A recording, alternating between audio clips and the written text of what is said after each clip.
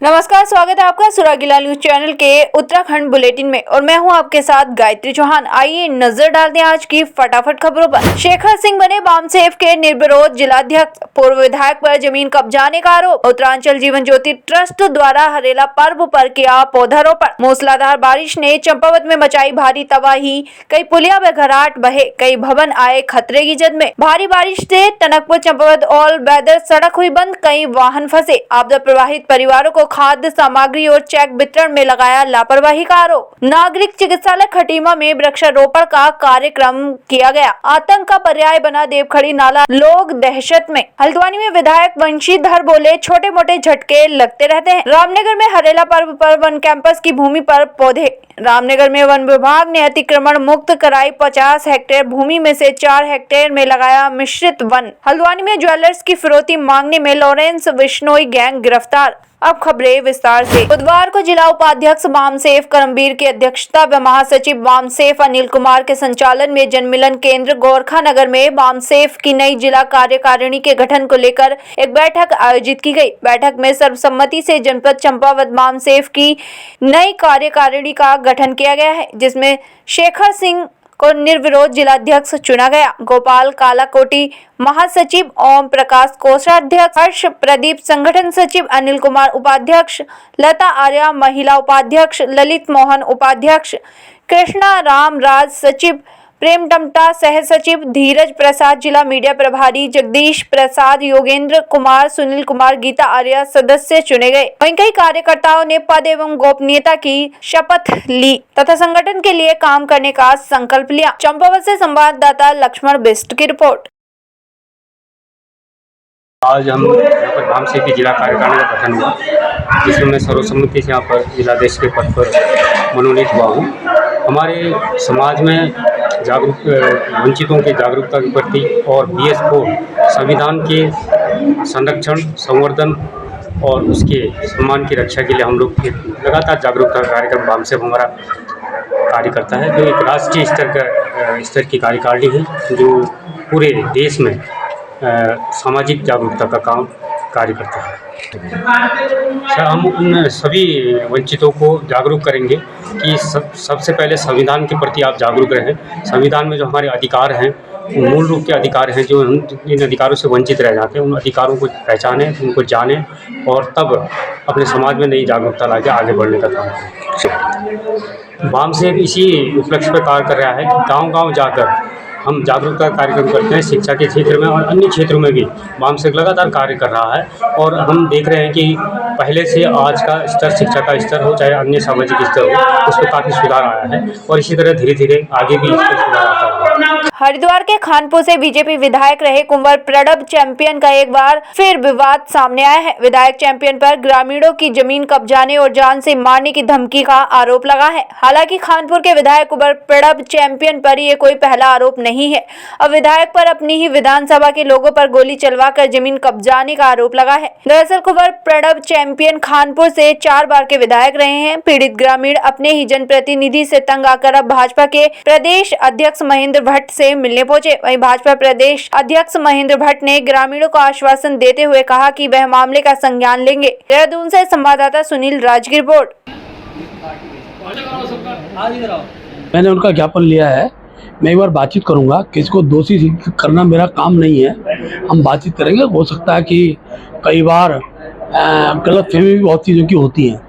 आखिर किसी पर किसी का कोई विषय बनता है तो उसको न्यायालय, उसके लिए कोर्ट है, अपनी रिपोर्ट करे, है ना। इसलिए ठीक है कि मेरे कार्यकर्ता थे जो मुझसे मिलने आए हैं, मैं इस संदर्भ में बातचीत करूंगा। खबर जनपद उधम सिंह नगर के खटीमा से है, जहां 16 जुलाई को उत्तराखंड के लोक पर्व हरेला को पूरे जिला में काफी धूमधाम से मनाया गया। वहीं हरेला महोत्सव के तौर पर मनाते हुए क्षेत्र में कई जगह पौधेरोपण कार्यक्रम का आयोजन किया गया, जहां बड़ी संख्या में लोगों के द्वारा पौधारोपण किया गया। वहीं खटीमा के बड़ी अंजनिया, वंडिया, भीम कॉलोनी तथा आसपास के क्षेत्रों में पौधारोपण का कार्यक्रम का आयोजन खटीमा ब्लॉक प्रमुख रंजीत सिंह रामधारी की अध्यक्षता में किया गया। वहीं पौधारोपण कार्यक्रम का आयोजन ट्रस्ट के संरक्षक डॉक्टर संजय दिवाकर तथा उपाध्यक्ष डॉक्टर उत्तम कुमार के द्वारा किया गया। खटीमा से संवाददाता ईश्वर सिंह की रिपोर्ट।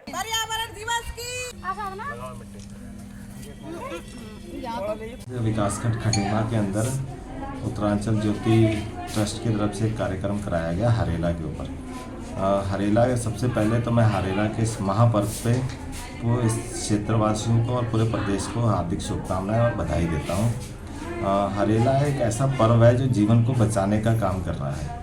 आज उत्तराखंड में तो मना ही रहे हैं हम लोग हरेला पर्व, पूरे संसार में इस हरेला पर्व को मनाया जा रहा है ताकि आने वाला जीवन और जो बच्चों का भविष्य है इसको बचाने का काम किया जाए। बचाने के लिए अगर हमारे पास कोई भी साधन है तो एक पेड़ है, पेड़ के माध्यम से ही हम अपने जीवन को बचा सकते हैं।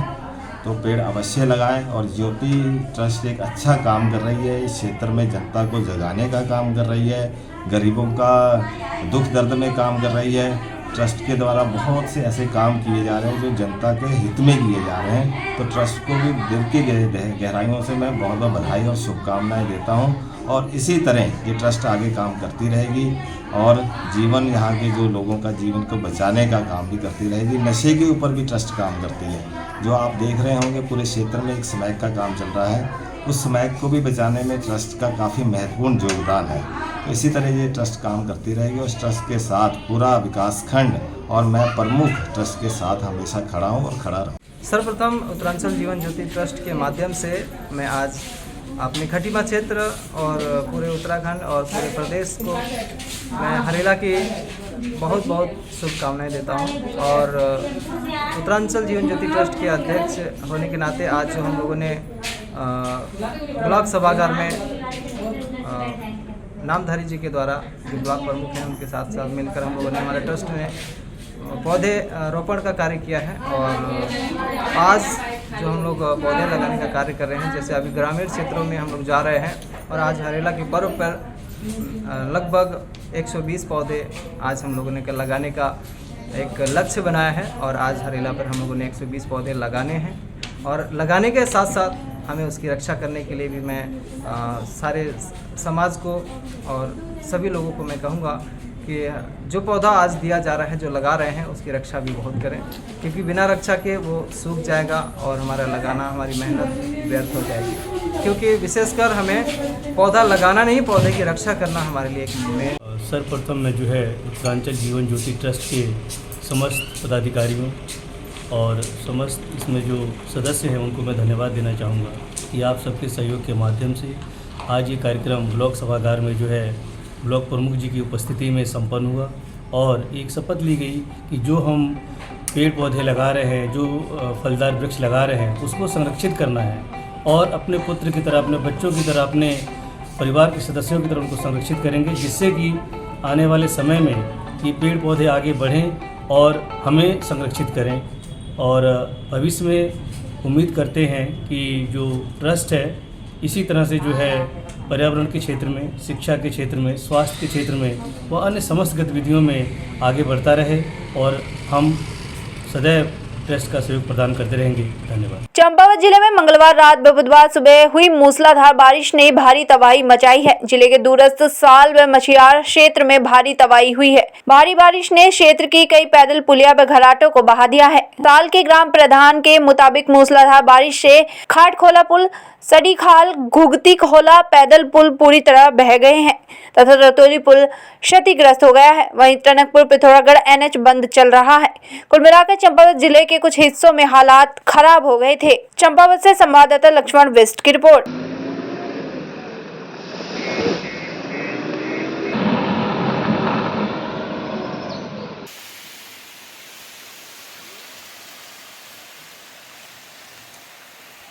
चंपावत जिले में देर रात से हो रही बारिश से टनकपुर चंपावत ऑल वेदर सड़क बुधवार को एक बार फिर से वन लेक से टनकपुर के बीच विभिन्न स्थानों में मलबा आने से बंद हो गई है। NH को खोले जाने का कार्य लगातार जारी है। ऑल वेदर सड़क बंद होने से कई वाहन व यात्री रास्ते में फंस गए हैं। NH की मशीन सड़क को खोलने के कार्य में जुटी हुई है। सड़क बंद होने से रास्ते में फंसे वाहन चालकों व यात्रियों को बारिश के बीच कई दिक्कत उठानी पड़ रही है। जानकारी के अनुसार इस महत्वपूर्ण सड़क में सुबह के समय कई रोडवेज, बस व मालवाहक वाहन टनकपुर से पर्वतीय क्षेत्र की ओर आते हैं। सड़क बंद होने का असर टनकपुर से धारचूला तक पड़ता है। चंपावत से संवाददाता लक्ष्मण बिस्ट की रिपोर्ट।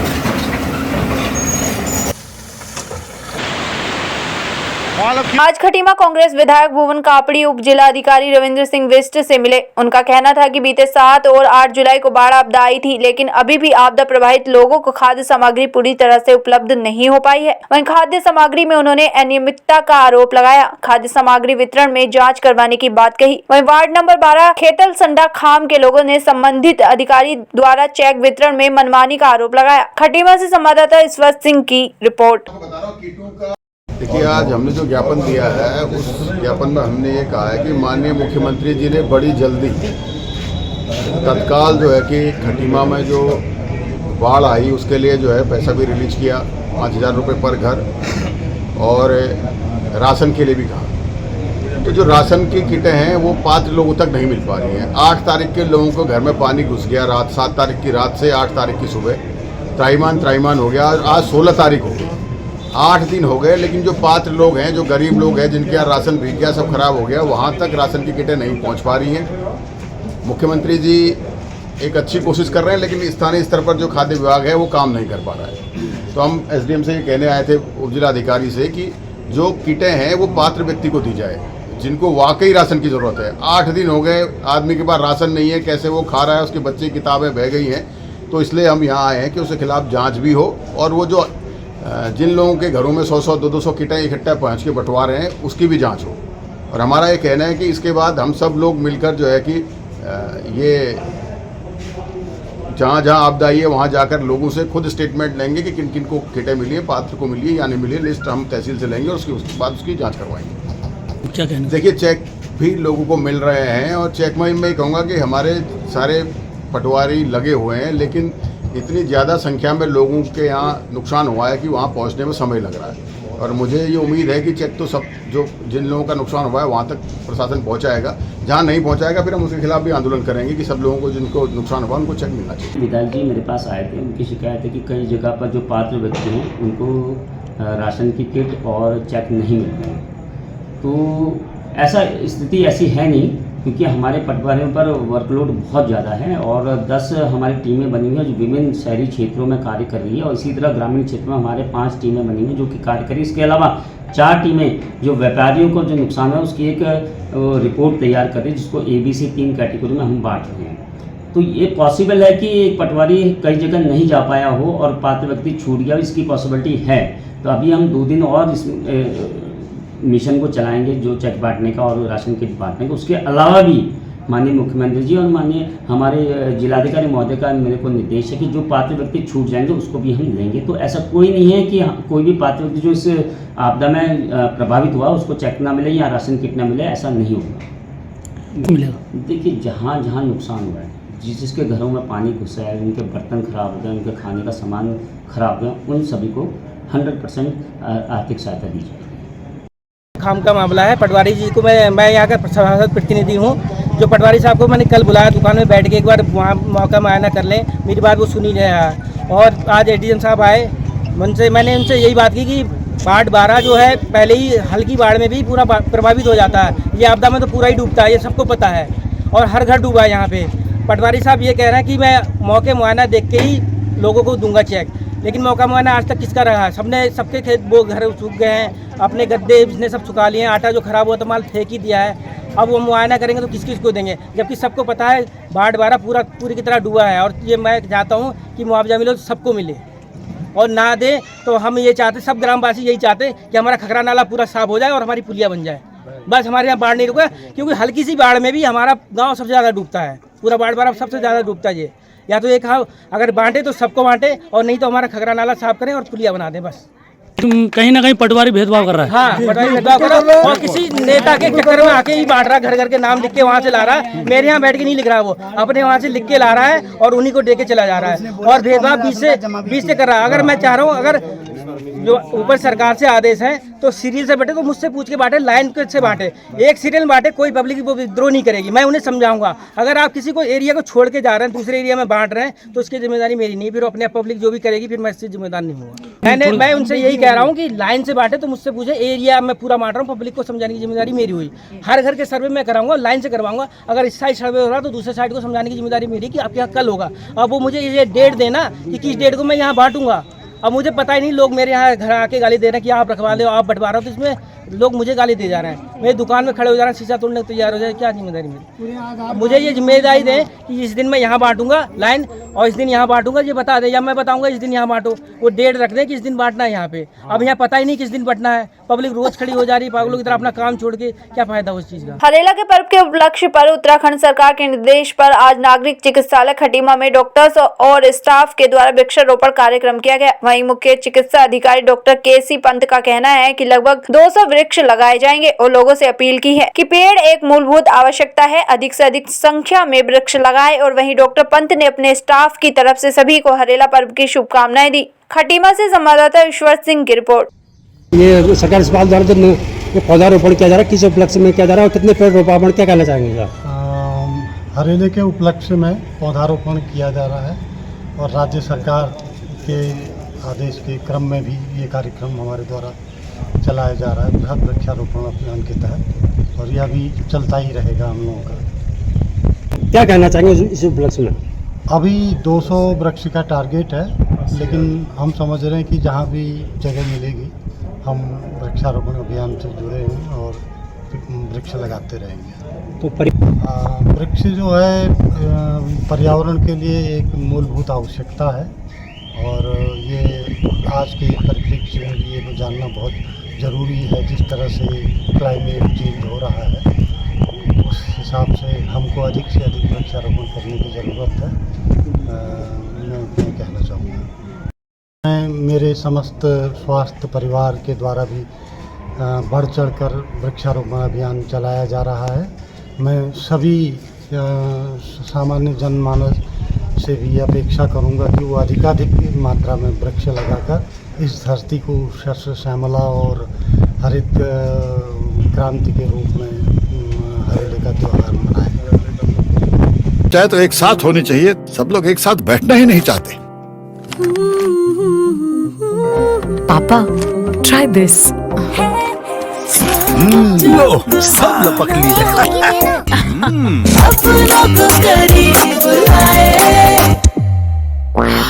ये क्या हाल कर दिया है रूम का? बस कल से चाय? कल से चाय मेरे रूम में। देवरपन नमकीन। हल्द्वानी में देवखड़ी नाला अब लोगों के लिए बड़ी मुसीबत बनता जा रहा है।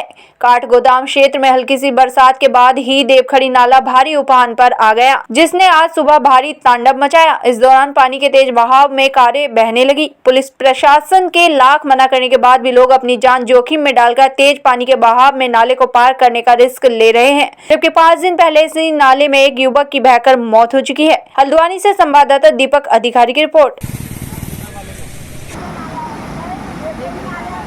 ये हमारे जो नैनीताल का जो पर्वतीय भूभाग यहाँ से शुरू होता है, उसमें रैपिड रेन की दशा में फ्लैश फ्लड की स्थिति बन जाती है। तो जो हमारे रपटे हैं, नाले हैं, वो कई बार बहुत त्वरित अल्प समय में ही उनमें बाढ़ जैसी स्थिति उत्पन्न हो जाती है।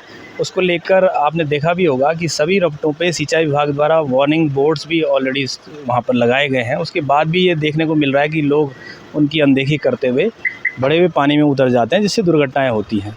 अभी हम लोगों ने कुछ जगहों पर रेलिंग्स लगाई हैं, आगे भी इसको दिखवा रहे हैं। जहाँ पर भी आवश्यकता होगी रेलिंग्स लगाई जाएंगी, साथ ही जो चेतावनी बोर्ड हैं वो भी स्थापित किए जाएंगे। देखिए, ये आज सुबह अचानक से काफ़ी 2-3 घंटे में 102 mm के आसपास बारिश रिकॉर्ड की गई थी। उसके बाद से नदी नालों में काफ़ी जलस्तर बढ़ गया था। उसी समय ये सूचना हमें मिली है कि 2 वाहन जो है पुनः पानी बढ़ने के बाद भी उसमें उतर गए थे। हालांकि वहाँ पर जब से रेलिंग स्थापित की गई है उसके बाद से किसी दुर्घटना से वो उससे बचाव हो सका है।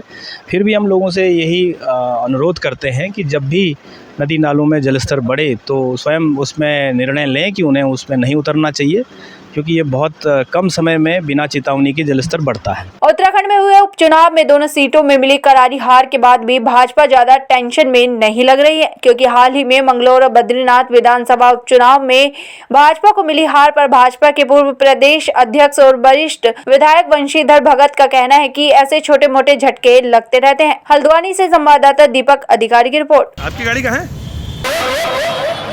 बड़ी हार नहीं हुई। किसने कहा बड़ी हार हुई? मंगलौर हम कभी जीते ही नहीं, हजारों में हारते थे। इस बार हम 500 से हारे। बद्रीनाथ के विधायक को तो ले गए थे, फिर तब भी नहीं जीत पाए हो। बद्रीनाथ को कुछ कमियां रह गई, उनको सुधारेंगे आगे। तो अब अरे ऐसे छोटे मोटे हल्के झटके में क्या होगा, जीतेंगे। ये हल्के फुल्के झटके तो लगते रहते हैं, हिमालय है हमारे पास, ये हिलता थोड़ी नहीं लगेगा आगे, कोई झटका। सर, मंत्रिमंडल विस्तार को लेकर के आपकी क्या राय है? अभी तक मंत्रिमंडल नहीं बांट पा रहे हैं मुख्यमंत्री, क्या नाराजगी है? कल जाहिर भी हुई है कुछ? नहीं, कोई नाराजगी किसी प्रकार की नहीं है। मंत्रिमंडल केंद्र की राय पर मुख्यमंत्री को विस्तार करना है, जब उपयुक्त समय आएगा तो उसको करेंगे। हरेला पर्व पूरे देश में हर्षोल्लास के साथ मनाया जा रहा है। रामनगर में वन विभाग के वरिष्ठ पशु चिकित्सा अधिकारी के कैंपस के बाहर नन्हे बच्चों ने व बुजुर्ग व सामाजिक लोगों ने नवग्रह वाटिका के पौधे लगाए, जिसमें पौधों को लगाकर उनके महत्व की भी जानकारी दी गई। जिसमें डॉक्टर दुष्यंत शर्मा के यूकेजी में पढ़ने वाले बच्चे ने एक ऐसा संदेश देकर कि पेड़ों का कितना महत्व है, सबको जागरूक किया। रामनगर से संवाददाता राजीव अग्रवाल की रिपोर्ट। ले लो, ये फोटो काम आएगी। मेरा नाम किशोर तिवारी। मुख्य उद्देश्य यह है कि नवग्रह वाटिका हमारे सनातन धर्म के हिसाब से नवग्रह वाटिका हमने लगाई है, तो इसका हमारे मुख्य उद्देश्य यही है कि नवग्रह की संविधाएं हमको मिलती नहीं है, तो अक्सरतः अगर हम लगाएंगे तो हमें संविधाएं उपलब्ध हो जाएंगी। तो उस संविधा पे हमने जो नवग्रहों की संविधा होती है यथास्थान यथा दिशा पर हमने लगाए हैं। तो जैसे केंद्र में इसका आग का पौधा है जो सूर्य का पौधा रिप्रेजेंट करता है, तथा उसके दक्षिण में क्या कहते हैं खैर का पौधा है जो मंगल को रिप्रेजेंट करता है, तथा चंद्रमा को ढाका रिप्रेजेंट करता है। गूलर लगा रखा है, अपामार्ग लगाया है, पीपल लगाया है, कुश लगाया है और दूब लगाया है और समी का पौधा लगाया है।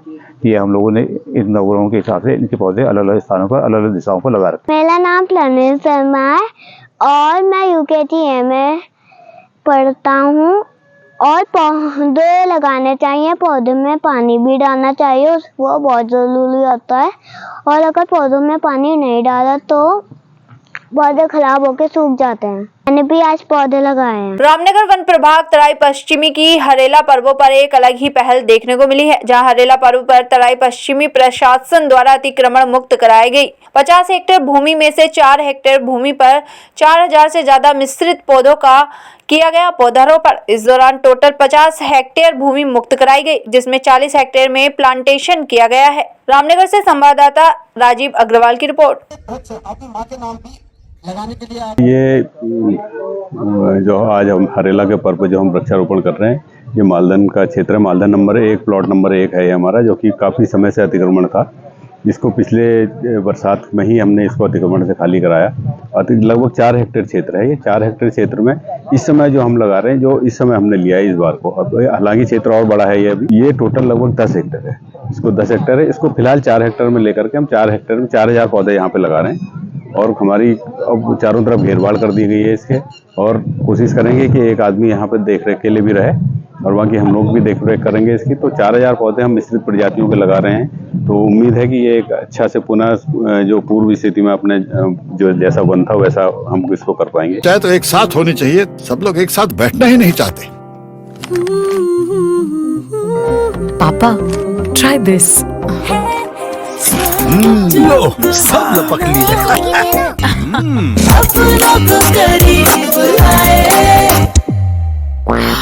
ये क्या हाल कर दिया है रूम का? बस कल से चाय मेरे रूम में देवर पर नमकीन। उत्तराखंड के हल्द्वानी से हैरत अंगेज करने वाला मामला सामने आया है, जहां लॉरेंस बिश्नोई गैंग के नाम पर एक ज्वेलर्स से व्हाट्सएप पर फिरौती मांगी गई। इसके बाद पुलिस ने इस मामले में बड़ी कार्रवाई करते हुए फिरौती मांगने वाले 3 आरोपियों को गिरफ्तार किया है। एसपी सिटी ने मामले का खुलासा करते हुए बताया कि हल्द्वानी के पटेल चौक स्थित सुरेश सन्स ज्वेलर्स के मालिक अंकुर अग्रवाल से लॉरेंस बिश्नोई गैंग के नाम पर फिरौती मांगी गई थी, जिस मामले में पुलिस ने 2 आरोपियों को गिरफ्तार किया है, जबकि एक आरोपी को पंजाब पुलिस ने पहले ही गिरफ्तार कर लिया है। वहीं अब पुलिस इन तीनों का लॉरेंस बिश्नोई गैंग के साथ कनेक्शन तलाशने में जुट गई है। हल्द्वानी से संवाददाता दीपक अधिकारी की रिपोर्ट।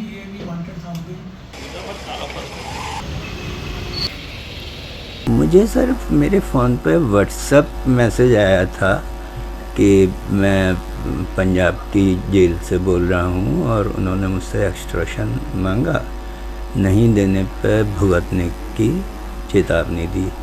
तो इस चीज़ को मैंने मतलब लापरवाही न करते हुए पुलिस के संज्ञान में डाल दिया, और पुलिस के संज्ञान में डालते ही पुलिस प्रशासन द्वारा इस पर त्वरित बहुत अच्छी तरह से कार्रवाई की गई।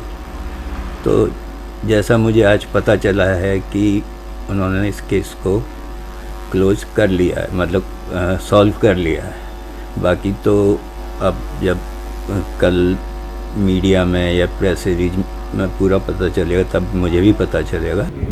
देखिए, अभी तक 2 आरोपी गिरफ्तार हुए हैं। दोनों, एक नरेंद्र जाटव है और दूसरा यहाँ पे नागेंद्र चौहान है जो कि हल्द्वानी का रहने वाला है। मेन ये हुई थी घटना कि सुरेश एंड सन्स ज्वेलर्स हैं, अंकुर अग्रवाल जी को एक धमकी भरा मैसेज आता है व्हाट्सएप पे, जिसमें कि लॉरेंस बिश्नोई गैंग का सदस्य बताकर उनसे 1 लाख की फिरौती मांगी जाती है, न देने पर जान से मारने की धमकी भी दी जाती है। पुलिस द्वारा तत्काल इस पर एक FIR हुई, हमारी टीम रवाना हुई। हमारी टीम ने वर्क किया तो इसका लोकेशन मोहाली पंजाब में आया। हमारी टीम जब तक वहाँ पहुँची तब तक डेराबस्सी थाने में ये ऑलरेडी अरेस्ट हो चुका था। पुलिस ने थाने में जाकर इससे पूछताछ की तो पता लगा कि एक नरेंद्र जाटव नाम का कोई है जो कि सोशल मीडिया के थ्रू इनके कांटेक्ट में आया था। वो भी लॉरेंस बिश्नोई के नाम पर एक्सटॉर्शन के केस कर चुका है, ऐसे वारदातें कर चुका है। तो उसको भी हमने पुलिस ने सर्च किया और उसने सर्च में जब उसको पुलिस टीम द्वारा पता लगा कि कोई यहाँ पर नागेंद्र चौहान है जो लोकल है, जिसने इस सुरेश एंड सन्स ज्वेलर के बारे में सूचना दी थी, वो एक्सटॉर्शन की रकम वसूलने के लिए इससे मिलने आ रहा है। पुलिस टीम ने अपना जाल बिछाया और इन दोनों को अरेस्ट किया। उसको धन्यवाद करना चाहता हूँ जो कि उन्होंने बहुत जल्दी इसको घटना को उन्होंने तत्काल खोल दिया, जो कि एक हल्द्वानी का कोई बंदा है जो छात्री नेता भी है और वो जो कि उसके तार जो हैं पंजाब से जुड़े हुए थे। उसने सर्वप्रथम बहुत तुरंत कार्रवाई करी, जिसमें कि हमारे ग्रीन सिटी सदराबाद सोनकनाथ एसोसिएशन के सदस्य अंकुर भैया, उन्होंने तुरंत पुलिस को एप्लीकेशन देके और इस पर घटना पर कार्रवाई करने के लिए कहा। और हम जल्द से जल्द हमारे एसोसिएशन के कोष अध्यक्ष, महामंत्री, सारे लोग कप्तान महोदय से मिलकर अपना संज्ञान देंगे और उनसे कहेंगे इस पर सख्त कार्रवाई करे, जो लोग पकड़े गए उनको कतई बख्शा ना जाए। आज के लिए इतना ही और अन्य खबरों के लिए जुड़े रहिए सुरागीलाल न्यूज चैनल के साथ। धन्यवाद।